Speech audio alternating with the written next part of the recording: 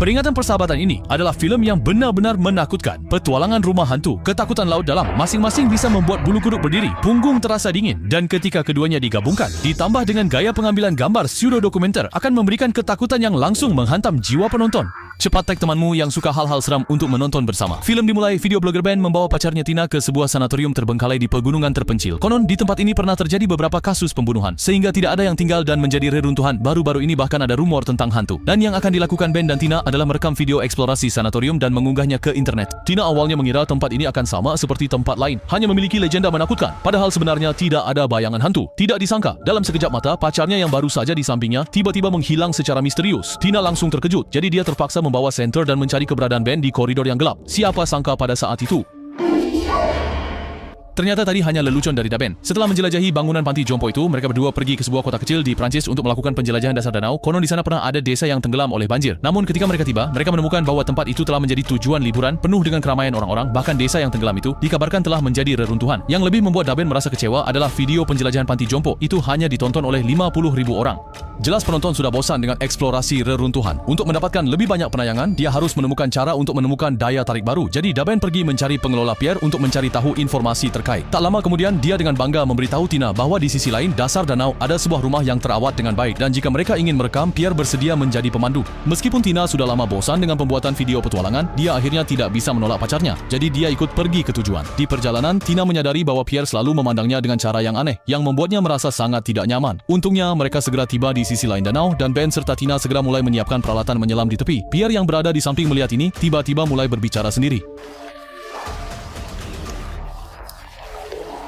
Tina tidak mendengar dengan jelas, penasaran bertanya apa yang dia katakan. Siapa sangka Pierre tidak menjawab langsung, hanya dengan tenang mengatakan bahwa itu adalah pepatah keluarga kuno. Tidak ada arti khusus. Setelah mendengarnya, Tina memang tidak lagi memperhatikan orang tua aneh itu. Segera dia dan Ben masuk ke dalam air danau. Sebelum menyelam, Ben berjanji kepada Tina, jika video kali ini mencapai 1 juta penayangan, mereka akan segera pergi ke Las Vegas untuk mengadakan pernikahan. Tina mendengar ini dan benar-benar sangat gembira. Tetapi dia jelas tidak tahu bahwa begitu menetapkan flag, itu berarti perjalanan petualangan ini tidak mungkin berjalan mulus. Benar saja, baru saja mereka menyelam, sirip kaki Tina tidak sengaja tersangkut di ranting pohon, seolah-olah ada kekuatan misterius yang menghentikan mereka untuk melanjutkan. Namun, keduanya tidak menyadari keseriusan masalah tersebut. Tidak lama kemudian, mereka melihat sebuah tangga dan mengikuti tangga itu ke bawah, sekitar 30 meter dari permukaan danau. Mereka benar-benar melihat sebuah gerbang rumah. Kemudian Tina menemukan patung Bunda Maria tergantung di pintu, serta sebuah papan bertuliskan larangan masuk. Yang lebih aneh, ketika mereka berenang masuk ke halaman, mereka terkejut menemukan bahwa di sini bahkan tidak ada satu ikan pun. Semua tanda menunjukkan bahwa keluarga ini benar-benar tidak sederhana. Dan ini membuat Ben semakin bersemangat, karena semakin aneh gambar yang direkam, semakin cepat jumlah tayangan meningkat. Tak lama kemudian, mereka akhirnya melihat rumah 2 lantai yang terpisah ini persis seperti yang dikatakan Piao. Rumah ini tidak hanya terawat dengan baik, tetapi juga disegel rapat dengan pelat baja. Mereka mencari di sekitar rumah untuk waktu yang lama, akhirnya menemukan bahwa jendela loteng tidak disegel, yang berarti mereka bisa masuk dari sini. Siapa sangka begitu Ben membuka jendela, seekor ikan lele hitam besar langsung melompat keluar. Ben dan Tina terkejut seketika, dan ketika mereka sadar, ikan lele itu sudah tidak terlihat lagi. Melihat situasi ini, Ben tidak lagi peduli, karena yang paling penting saat ini adalah memeriksa kondisi rumah tua itu. Demi keamanan, dia terlebih dahulu mengendalikan drone bawah air untuk masuk ke dalam ruangan melalui jendela loteng, kemudian melihat di layar bahwa di dalamnya terdapat perabotan tua yang berserakan di lantai. Setelah memastikan tidak ada hal lain, mereka berdua berenang masuk ke loteng satu persatu. Tina merasa aneh mengapa keluarga ini tidak membawa perabotan mereka sebelum pindah. Tak disangka, dia segera melihat bayangan seseorang, membuatnya terkejut dan berteriak. Namun ketika diperhatikan dengan saksama, baru menyadari bahwa yang dilihatnya ternyata adalah sebuah boneka yang melayang di udara. Melihat tidak ada hal lain yang menarik di loteng, Ben segera membuka pintu dan menuju ke lorong. Namun tiba-tiba Tina mendengar beberapa suara aneh di telinganya. Dia segera memberitahu pacarnya tentang hal ini. Namun Ben berpikir bahwa mungkin ini adalah gangguan radio di sekitar. Tidak perlu terlalu diperhatikan. Tak lama kemudian, dia menemukan beberapa senapan berburu dan potret keluarga pemilik rumah yang terdiri dari 4 orang, dengan bingkai bertuliskan keluarga Montenegro. Saat itu, Tina memperhatikan bahwa orang-orang dalam potret tersebut memegang senapan berburu, dan di sampingnya ada tengkorak manusia. Tampaknya keluarga ini bukanlah orang baik. Benar saja, mereka segera melihat dinding yang penuh dengan tengkorak hewan. Pemandangan yang begitu kejam membuat Tina semakin membenci tempat ini. Bahkan dia mengusulkan kepada pacarnya untuk meninggalkan tempat ini. Namun Daben merasa bahwa gambar-gambar ini sangat menarik perhatian dan bersikeras untuk terus merekam. Tina tidak bisa membujuknya, jadi dia setuju. Kemudian mereka berdua pergi ke kamar tidur anak-anak. Tetapi anehnya, Tina menemukan bahwa barang-barang di dalam ruangan itu tampak seperti baru. Sama sekali tidak seperti sudah terendam selama puluhan tahun. Namun jelas, semakin aneh pemandangannya, semakin menarik minat penonton. Maka Daben yang bersemangat bahkan duduk di atas kuda kayu anak-anak dan mulai bergoyang. Namun segera setelah itu, Ben melihat bayangan seseorang di belakang tirai di atas tempat tidur, membuatnya merinding seketika. Pada saat yang sama, lampu drone juga padam. Tina terkejut dengan reaksi pacarnya, tetapi ketika dia melihat ke arah tirai, dia tidak menemukan apapun, membuatnya curiga bahwa Ben sedang bercanda lagi. Kemudian dia dengan cepat membuka tirai dan ternyata tidak ada bayangan sama sekali di tempat tidur. Melihat itu, Ben mengira dia hanya salah lihat. Adapun mengenai situasi yang terjadi pada drone, keduanya sepakat bahwa itu rusak karena ditabrak ikan lele tersebut. Untungnya, setelah Ben menghidupkan kembali drone, itu masih bisa digunakan dengan normal. Tak lama kemudian, mereka tiba di pintu depan rumah. Mereka mencoba membuka pintu. Tak disangka mereka melihat bahwa plat baja di luar penuh dengan bekas cakaran berwarna merah darah. Jelas sekali ada seseorang yang pernah terjebak hidup-hidup di dalamnya.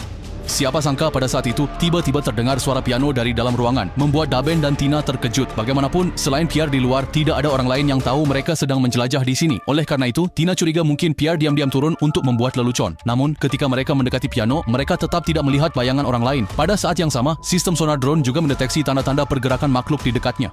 Kedua orang itu segera mengambil senter dan menyinari sekeliling, tetapi tetap tidak menemukan apa-apa. Jadi Ben hanya bisa menduga bahwa pasti ikan lele itu kembali lagi. Melihat Tina masih khawatir, Ben berkata bahwa mereka telah menjelajahi begitu banyak rumah berhantu, tetapi sampai sekarang belum pernah melihat satupun hantu. Ini cukup membuktikan bahwa hantu tidak ada di dunia ini. Dengan bujukan pacarnya, Tina segera menjadi tenang dan bersiap untuk menjelajahi ruangan lain. Saat menuju dapur, Daben menemukan bahwa dindingnya penuh dengan poster anak hilang yang membuatnya sangat bingung. Namun, setidaknya satu hal yang pasti, rumah ini terasa sangat aneh. Benar saja, mereka segera menemukan sebuah salib besar dengan ukiran Yesus di dapur. Dan di belakang salib itu, ada pintu yang sedikit terbuka, tampaknya seperti sebuah ruang rahasia. Melihat itu, Daben seketika melupakan kekhawatirannya tadi dan langsung mengatakan ingin merekam semua yang ada di dalam. Maka dia dan Tina bersama-sama meletakkan salib itu di lantai, lalu perlahan membuka pintu di dalamnya. Namun setelah mereka masuk, mereka menemukan bahwa air di sini ternyata lebih keruh daripada di luar, sehingga mereka harus mengendalikan drone untuk menjelajah terlebih dahulu. Setelah memastikan tidak ada masalah, Daben dan Tina baru masuk satu persatu. Berdasarkan tata letak ruangan, tempat ini lebih mirip gudang dan penuh dengan kamera video dan film. Namun segera setelah itu, mereka melihat dua mayat yang tergantung di udara dengan rantai, dan mayat-mayat itu mengenakan topeng aneh. Menggabungkan dengan tengkorak hewan yang terlihat sebelumnya, Tina menyadari bahwa pemilik rumah ini pasti seorang pembunuh berantai yang sakit jiwa. Dia mendesak pacarnya untuk segera pergi dari sini dan melapor ke polisi. Namun, meskipun Ben mengangguk setuju, tubuhnya tetap tidak bergerak karena dia masih ingin merekam sebentar lagi. Menurut dugaan Ben, kedua mayat ini mungkin sudah digantung di sini sebelum banjir datang. Namun, yang tidak bisa dia pahami adalah mengapa ada pola bintang 5 yang melambangkan setan tepat di bawah mayat tersebut. Selain itu, meskipun sudah puluhan tahun berlalu, bahkan jika mayat direndam dalam air, seharusnya sudah membusuk. Namun, kedua mayat di depan mereka masih tampak hidup. Tiba-tiba, mereka mendengar suara pintu terbuka di belakang mereka, membuat Ben terkejut. Ternyata, di dalam ruang rahasia itu, ada ruang kecil lainnya. Karena rasa penasaran, Ben masuk ke dalam dan menemukan bahwa ruangan itu penuh dengan organ tubuh manusia. Untuk menghindari menakuti Tina, dia tidak mengatakan yang sebenarnya dan membawa Tina pergi dari sana.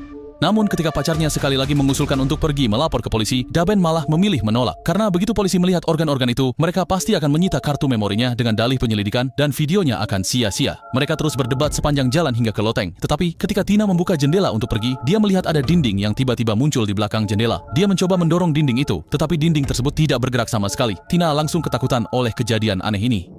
Melihat situasi tersebut, Ben hanya bisa terus-menerus membujuknya untuk tenang dan mengatakan bahwa mungkin mereka salah masuk kamar. Namun saat Ben menenangkan pacarnya, Tina tiba-tiba melihat seorang wanita berambut panjang melayang dari belakangnya. Tetapi ketika Ben berbalik, wanita misterius itu langsung menghilang. Tina sangat yakin bahwa itu bukan halusinasinya. Jadi hanya ada satu kemungkinan, yaitu rumah ini berhantu. Ben membujuknya untuk tidak terlalu memikirkan hal itu, karena yang paling penting sekarang adalah mencari cara untuk keluar dari sini.